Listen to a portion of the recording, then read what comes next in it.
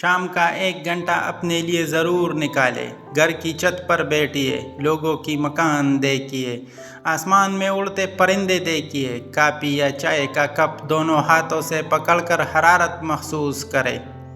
اپنے لیے وقت نکالے، اپنے آپ کو انا سے ہٹا کر اہمیت دے، زندگی کو چائے کی چسکیوں کے ساتھ ختم کرے۔ اور پھر بھی سکون نہ آئے تو اس خالی کپ کو دیکھیے۔